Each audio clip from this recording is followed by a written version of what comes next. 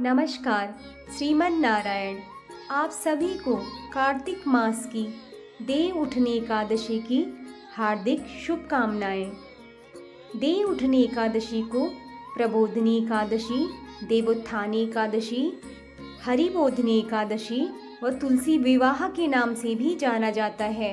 वैसे तो साल में आने वाली हर एकादशी महत्वपूर्ण होती है और सब एकादशियों की अपनी अपनी महिमा होती है, परंतु देव उठनी एकादशी साल की सबसे बड़ी एकादशी मानी जाती है। यदि आप एकादशी का व्रत नहीं करते हैं तो आपको कार्तिक माह के शुक्ल पक्ष की देव उठनी एकादशी का व्रत अवश्य करना चाहिए, क्योंकि कार्तिक माह दामोदर माह के नाम से भी जाना जाता है। कार्तिक माह साक्षात भगवान श्री लक्ष्मी नारायण जी का स्वरूप माना जाता है। कार्तिक मास भगवान श्री हरि को अति प्रिय है, क्योंकि इसी माह के शुक्ल पक्ष की देव उठनी एकादशी के दिन श्री हरि को योग निद्रा से मंगल गीत गाकर जगाया जाता है और शाम के समय प्रदोष काल में भगवान श्री हरि का शालिग्राम जी के रूप में तुलसी माता से उनका विवाह संपन्न किया जाता है। और इसी के साथ सनातन धर्म की सभी मांगलिक कार्यों की शुरुआत हो जाती है। देव उठनी एकादशी केवल एक पर्व ही नहीं है, बल्कि यह आत्मा के जागरण का संदेश है। ये वह दिव्य क्षण है जब भगवान विष्णु जी, जिन्होंने 4 माह तक योग निद्रा में लीन रहकर संसार का पालन किया, अब देव उठनी एकादशी के दिन वे जागृत होते हैं। यह जागृति हर साधक को आत्मानुभूति, प्रेम और भक्ति से जोड़ती है। इस शुभ अवसर पर भगवान का आशीर्वाद पाने के लिए सभी भक्तजन सच्चे मन से उनकी पूजा आराधना करते हैं व सच्चे मन से एकादशी की कथा का श्रवण करते हैं। तो चलिए अब हम आपको देव उठनी एकादशी की पौराणिक कथा सुनाते हैं, जो इस प्रकार है। एक बार धर्मराज युधिष्ठिर भगवान श्री कृष्ण जी से बोले, हे केशव, कार्तिक मास के शुक्ल पक्ष की एकादशी का क्या नाम है और इस एकादशी का व्रत करने का क्या महत्व है? कृपया करके आप मुझे बतलाइए। तब श्री कृष्ण जी बोले, हे धर्मराज युधिष्ठिर, कार्तिक मास के शुक्ल पक्ष की एकादशी का नाम प्रबोधनी है। इसमें भगवान विष्णु जागते हैं, इस कारण इसका नाम देवोत्थानी भी कहा गया है।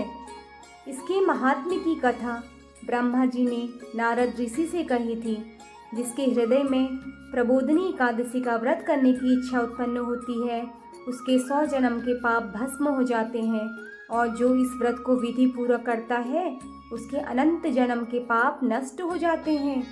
ये भगवान की प्रसन्नता का मुख्य साधन है। प्रबोधनी एकादशी के व्रत से मनुष्य को आत्मा का बोध होता है। जो इस व्रत से विष्णु की कथा सुनते हैं उन्हें 7 दीपों के दान करने का फल मिलता है। जो कथावाचक की पूजा करते हैं वह उत्तम लोकों को प्राप्त करते हैं। कार्तिक मास में जो तुलसी द्वारा भगवान का पूजन करता है उसके 10,000 जन्म के कष्ट दूर हो जाते हैं। जो पुरुष कार्तिक मास में वृंदा का दर्शन करते हैं वह 1000 युग तक बैकुंठ पर निवास करते हैं।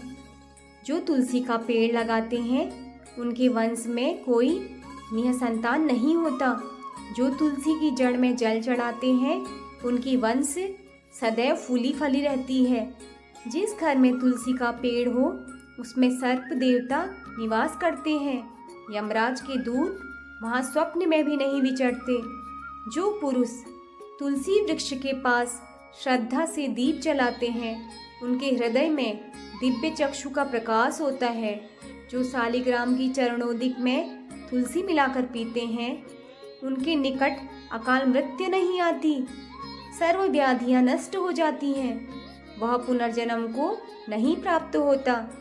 ऐसी पतित पावनी तुलसी का पूजन इस मंत्र से करना चाहिए, ओम श्री वृंदाय नमः। जो चातुर्मास या एकादशी में मौन धारण करे उसे स्वर्ण सहित तिल का दान करना चाहिए। जो कार्तिक मास या चातुर्मास में नमक का त्याग करते हैं उन्हें शक्कर दान करना चाहिए। कार्तिक कृष्ण एकादशी से पूर्णिमा तक देवस्थानों में दीपक जलाने से महापुण्य मिलता है।